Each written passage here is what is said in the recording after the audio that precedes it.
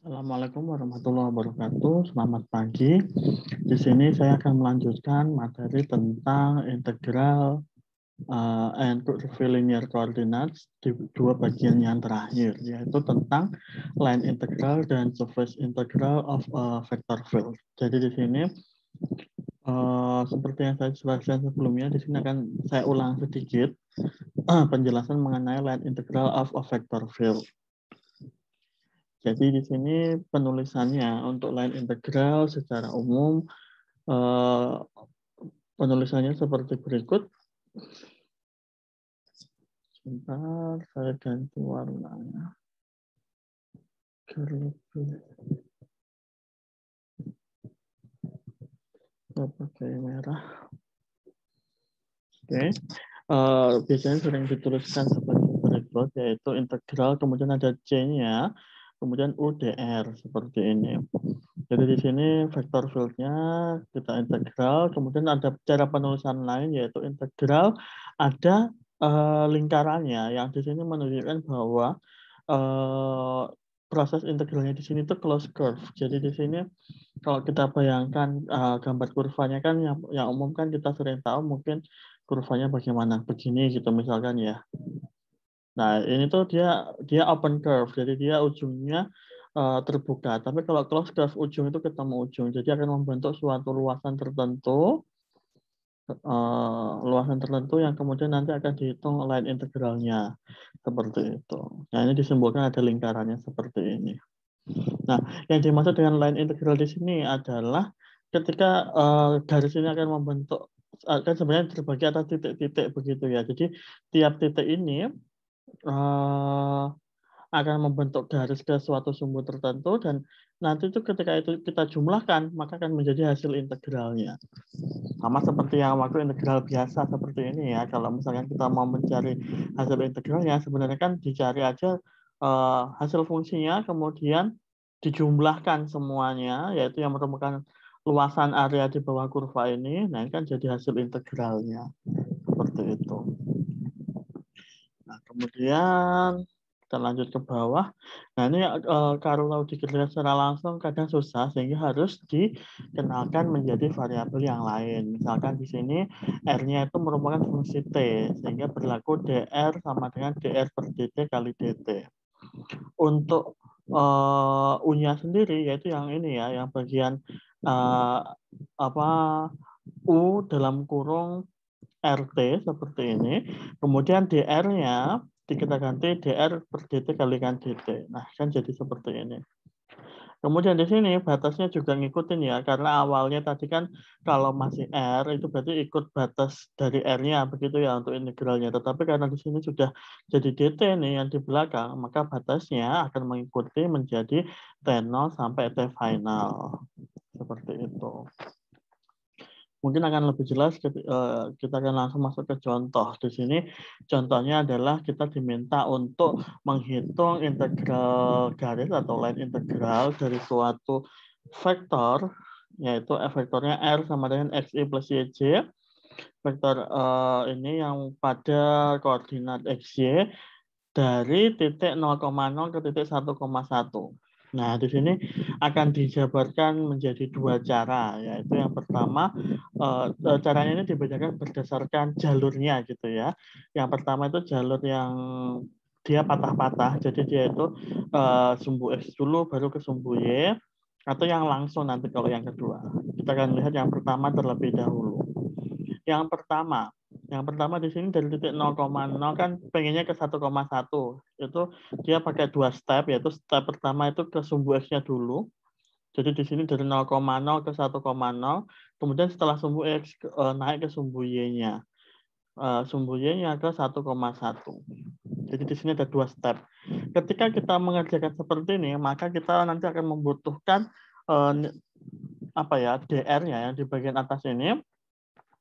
DR-nya itu mengikuti, kalau misalkan di bagian yang X ini, maka di sini kan yang berubah cuma nilai X-nya saja, untuk Y-nya itu kan tidak berubah atau 0 gitu ya. Nah, maka di sini DR-nya sama dengan IDX, seperti itu. Untuk yang Y juga begitu, kalau yang Y kan X-nya tidak berubah sama sekali, maka DR-nya adalah JDY. Nah, setelah kita dapatkan dua ini, kemudian kita bisa menjabarkan sebagai berikut di sebelah sini, yaitu integral tadi ya, RdR.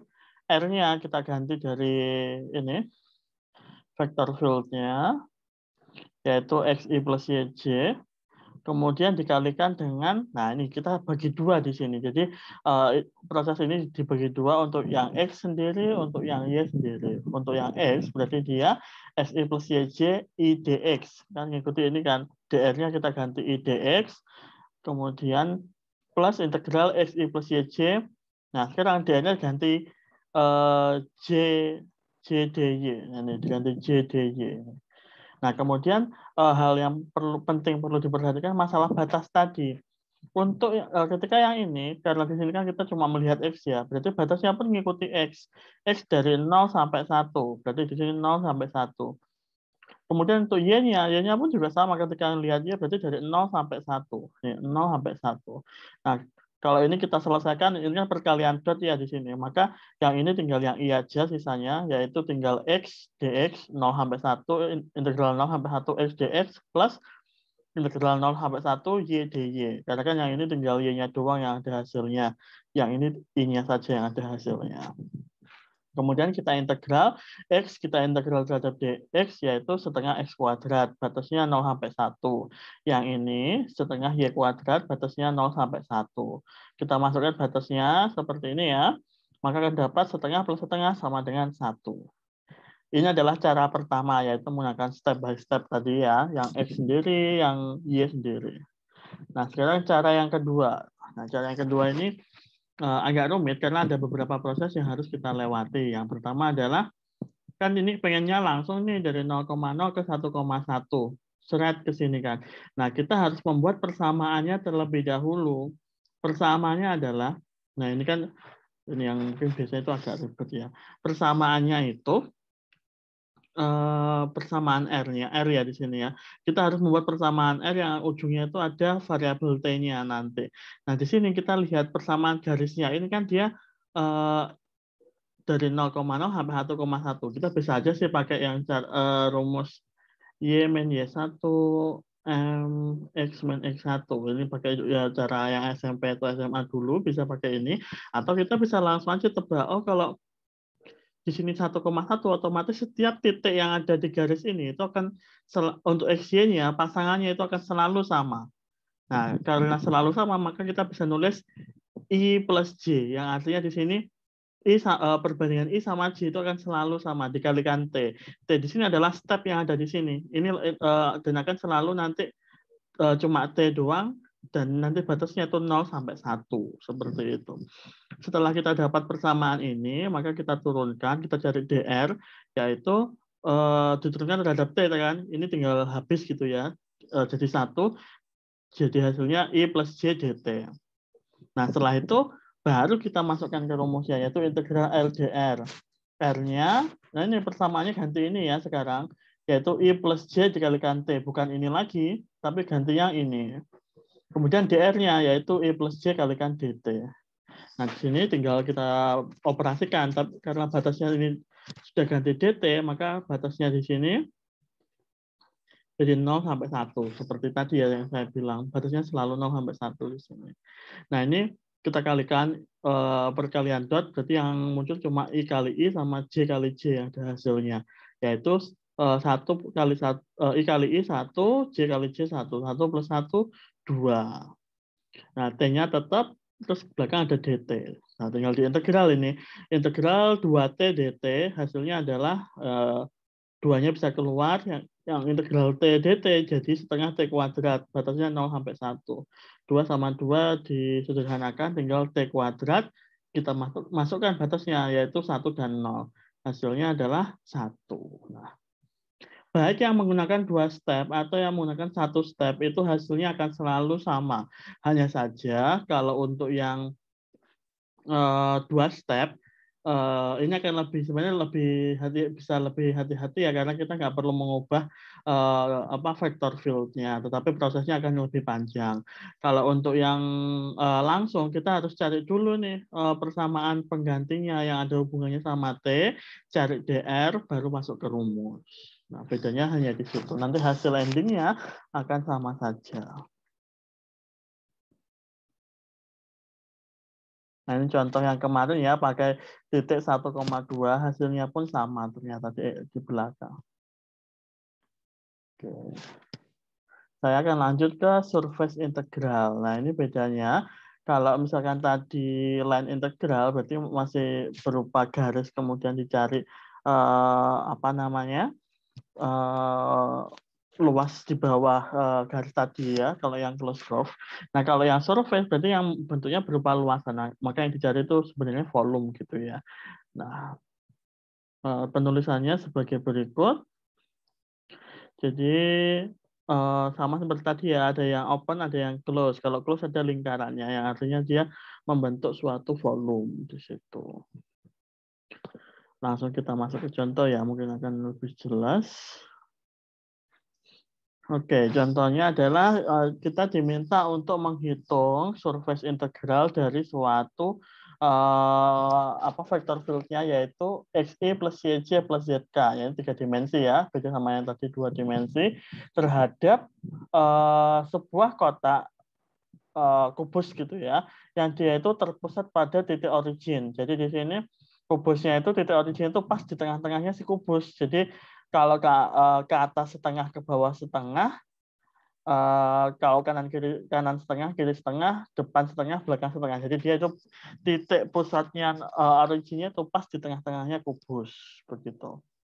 Ini kurang ya, harusnya 3 nolnya. Oke, kemudian setiap kubus ini sisinya itu adalah L panjangnya.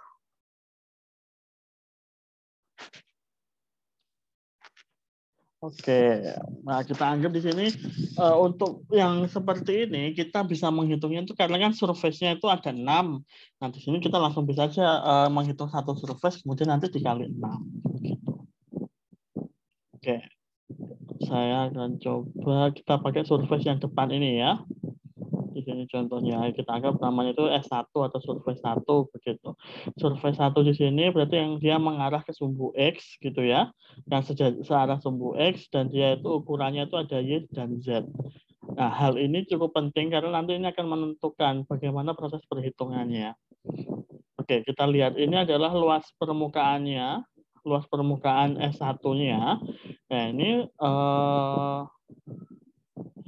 untuk R-nya, nah ini kita harus seperti yang tadi ya, kita harus punya dua rumus dulu. Jadi pertama itu rumusnya kan RDS seperti ini, dengan DS ini nanti merupakan yang pembentuk surface-nya. Nah, R-nya ini rumus dari surface-nya. Di sini kita bisa lihat Y untuk yang Y dan Z itu akan tergantung J sama K-nya.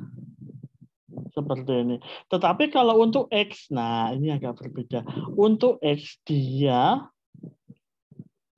kita ambil positifnya ya. Untuk X kan tadi kan misalkan kita lihat kotak seperti ini ya. Kalau kita lihat dari samping. Nah, dia kan titiknya kan di sini yang keluarnya si sumbu 0,0-nya. Maka di sini kalau kita pecah, ini kan sumbu X-nya itu yang ini kan sebentar. Yang ke sini itu Z, yang ke sini kan dia Y ya. Nah, untuk yang geser ke depannya, dia kan dari titik tengah ke bagian depan surface S1 itu kan jaraknya L/2 ya. Karena kan jarak fullnya itu kan L. Tapi kalau posisi titik pusatnya, originnya, itu kan pas di tengah-tengah, jadi L/2 begitu. Untuk X-nya di sini pasti karena untuk bagian X-nya udah pasti otomatis di sini begitu, sehingga dia langsung ada nilainya dikalikan I. Nah, ini harus hati-hati. Untuk yang Y dan Z ini masih belum pasti karena kan kita nggak tahu ya. Ini kita mau melihatnya itu cuma di surface yang bagian depan ini aja kayak gitu. Nah, sekarang kita coba masuk ya. Oh, sebelum ke sana kita harus mencari DS dulu. DS ini kita langsung buatnya itu kita lihat si luasan ini kan tadi kan terhadap sumbu Y dan sumbu Z ya, dua ini. Maka yang di belakang ini pun sama. Dia akan selalu DY, DZ. Karena ngikutin ini tadi. Dia tetap dipengaruhi dua ini. Kemudian yang di depan, karena di sini pas kebetulan ya, apa namanya, persamaannya. Nah ini baliknya ke apa untuk yang nempel ke I itu adalah X, yang nempel di X itu adalah I, dan tinggal I-nya aja yang taruh di depan. Yang ini tuh menunjukkan panjang dari yang sumbu X-nya ini. Kayak gitu. Maka di sini ds-nya itu I, dy, dz begitu. Nah, sekarang kita masukkan integral RDS sama dengan, nah ini kan 6 kali karena ada 6 sisi. 6 sisi integral S1, ya ini survei 1 ini maksudnya RDS. Berarti 6 dikalikan integral. Nah ini di sini kita masukkan nih R-nya kan ini nih kita punya nih L per 2I plus YJ plus ZK dikalikan DS-nya I dy dz. Ini. Nah, kemudian kan kita ada dy dz di sini, kita masukkan batas-batasnya sesuai dengan yang ada di gambar kayak begitu. Karena kita tahu ini kan titiknya 0,0-nya tuh di sini nih, 0,0 nih di sini. Nah, untuk Y-nya kan kalau ke kiri itu dia negatif, ke kanan positif. Berarti di sini panjangnya itu kan L per 2. Nah, kalau yang di belakang sini berarti kan min L per 2. Di sini L per 2. Jangan sampai rancu di sini. Kan kalau misalnya saya bilang kemarin ya, untuk panjang, luasan, volume itu kan nggak ada nilai negatif. Nah, di sini L itu, walaupun dia sebenarnya itu menunjukkan panjang sisi kubusnya, tapi kan ini di koordinat. Maka di sini L-nya masih memungkinkan, L-nya di sini cuma menunjukkan posisinya saja, makanya masih bisa minus begitu. Jadi di sini min L per 2 sampai L per 2 itu batas Y-nya, batas Z-nya pun sama. 0, di sini kan 0-nya. Kalau dianggapnya ke bawah itu negatif, ke atas positif. Berarti di sini min L per 2, yang di sini L per 2 untuk Z-nya. Nah, itulah yang akan kita tuliskan di sini. Ini penting. Jadi di sini nulisnya batas untuk Y-nya, berarti yang dalam ya, yang Y, Z-nya untuk yang luar ini sama nulisnya. Jadi bolak-balik masih nggak masalah kalau ini. Nah, di sini kita kalikan kalinya perkalian dot ya di sini. Maka yang ada nilainya cuma yang depan saja. Yang ini dengan yang ini hasilnya itu kan 0 karena I kali J, I kali K hasilnya 0. I kali I hasilnya 1 dikalikan L per 2. Maka di sini tinggal L per 2 dy dz. Oke, sekarang kita masukkan dulu ini dikerjakan step by step ya satu-satu. Yang dalam terlebih dahulu yaitu diintegral terhadap y. L per 2 di sana nggak punya variabel apapun. Berarti kalau diintegral tinggal nambahi y, batasnya dimasukkan yaitu L per 2 min L per 2 sampai L per 2. Ini batas yang pertama ya yang punyanya y. Hasilnya adalah ini kan L per 2 asli awalnya nih. Ini tetap ditulis di sini. Kemudian yang ini memasukkan min L per 2 sampai L per 2 gantikan Y. Maka L per 2 min L per 2 dz. Ini hasilnya adalah L. L dikalikan L per 2. Jadi L kuadrat per 2. Ini disederhanakan, yang ini habis, yang di depan tinggal 3. Yang diintegral lagi min L per 2 sampai L per 2 dz. Yang ini kan sudah selesai. Hasilnya adalah 3, ini hasilnya ini tadi, L per 2, itu tulis di sini, kan nggak ada Z-nya nih, berarti tinggal nambahin Z. Batasnya min L per 2 sampai L per 2. Masukin lagi hasilnya adalah L per 2 min L per 2, hasilnya L, dikalikan 3L kuadrat. Maka jadi 3L pangkat 3. Maka inilah hasil, apa tadi ya? Surface integral dari apa namanya vector field itu terhadap kotak di yang apa pusatnya itu ada di tengah-tengah kotaknya, dan kita ambil cuma kotak yang paling depan karena kan untuk yang lain kan sama persis kubus ya, jadi 6 sisinya itu sama persis. Begitu. Oke, mungkin yang perlu diperhatikan nanti pembentukan ini ya, yang mungkin agak harus hati-hati. dua hal ini.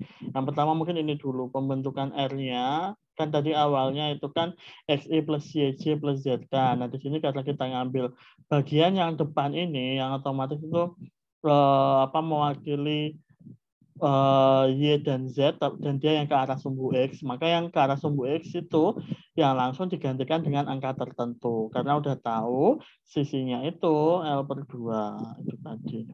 Tapi kalau untuk DS-nya, nah ini tadi karena ini pas perbandingannya X, Y, Z itu 1, 1, 1 karena kubus juga ya, maka hasilnya adalah kan dia ini tadi ya, dia terhadap sumbu Y sama sumbu Z, maka di sini dia DY DZ, kemudian variabel punyanya sumbu X apa. Ini pun akan berbeda kalau misalkan kita mengerjakannya, kita ngambilnya bukannya sisi depan, misalkan kita ambil sisi samping. Kalau sisi samping yang ini yang agak miring begini ya, yang sisi miring ini, yang sebelah samping, itu kan dia akan mewakili